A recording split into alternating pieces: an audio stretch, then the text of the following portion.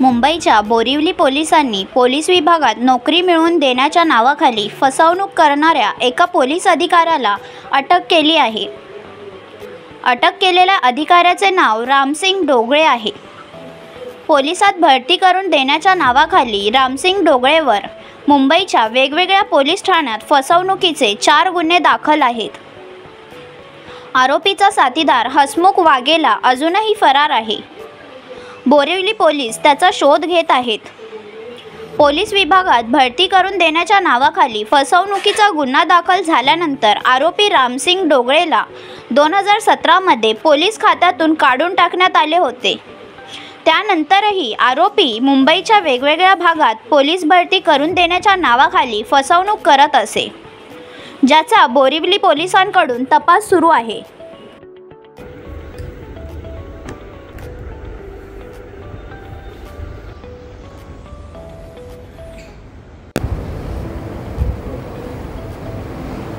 Sir, काय सांगा, police भरतीच्या नावाने पैसे उकळण्यात आलेला आहे, काय प्रकरण आहे? वैभव तरे, राहणार सपाळे, जिल्हा पालघर हा महाराष्ट्र सुरक्षा बलमधील कर्मचारी काम करत असताना त्याला मुंबई पोलीस दलातील रामसिंग डोलगे ह्या इसमानं पोलीस 2021 पोलीस भरती करून देतो असे सांगून त्याच्याकडून 6,99,500 रुपये घेतले आणि त्याची फसवणूक केली। त्यावरून त्याची तक्रारीवरून 2024ला गुन्हा दाखल करण्यात आला।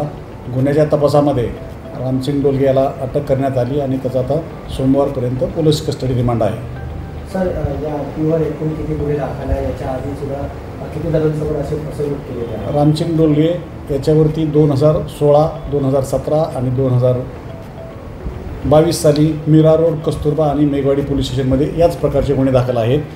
त्याला पोलीस खात्यातून 2017 साली सक्तीने सेवानिवृत्त करण्यात आले आहे। सर, एकूण या मोडस कशा काय पद्धतीने होतं, जे या पद्धतीने यांचा कसं काय मास्टर माइंड होतं? पोलीस भरतीची जाहिरात आल्यानंतर हे अशा लोकांना शोधायचे ज्यांना गरज आहे त्यांना, आणि त्यांना आम्हीच दाखवायचे पोलीस भरती करून देतो, आमची ओळख आहे असं सांगून त्यांच्याकडून पैसे काढायचे आणि कुठल्याही प्रकारची पोलीस भरती न होता त्यांची फसवणूक करायची। सर, या आरोपीसोबत अजून कुठलेही अधिकारी किंवा असं कोणी सहभाग आहे का यामध्ये? त्याच्यासोबत आणखी एक आरोपी आहे, हसमुख वाघेला नावाचा आरोपी आहे। ह्या दोघांनी मिळून ते काम केलेलं आहे। हा वाघेला अटक आहे की नाही, हसमुख वाघेला अजून अटक होणं बाकी आहे।